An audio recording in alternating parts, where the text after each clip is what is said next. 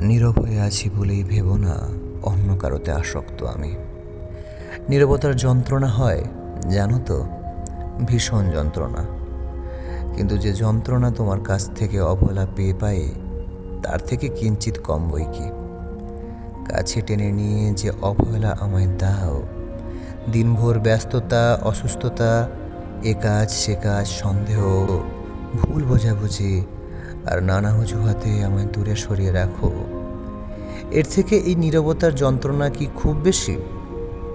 আটপৌরে স্বভাব নিয়ে জন্ম যার, তার কপালে অবহেলা ছাড়া আর কি বা জুটে বলো? এই অবহেলা ব্যাপারটা যে আমি একদমই নিতে পারি না।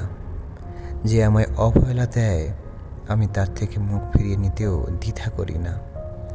তাকে যতই ভালোবাসি না কেন তবুও তার কাছে ফিরে যাই না। নীরব হয়ে আছি বলেই ভেবো না আমি পরাজিত। আমি তো আমার ধৈর্যের কঠিন পরীক্ষা দিচ্ছি। আমার কাছে ভালোবাসা বড় অবহেলা নয়। যেখানে ভালোবাসার বিনিময়ে অবহেলা পেতে হয় সেখানে নিজেকে আটকে রাখার কোনো প্রশ্নই আসে না। ভালোবাসার বিনিময়ে আমি আর কারো অবহেলা পেতে চাই না। আমি একটুখানি গুরুত্ব পেতে চাই, যার কাছে এই পৃথিবীর মধ্যে আমার গুরুত্ব থাকবে সবচেয়ে বেশি। এমন করে দূরে সরে এসেছি বলেই ভেবো না তোমায় ভালোবাসি না। এই পৃথিবীতে তোমার থেকে ভালো বোধ হয় আমি আর কাউকেই ভালোবাসতে পারবো না, কস্মিন কালেও না।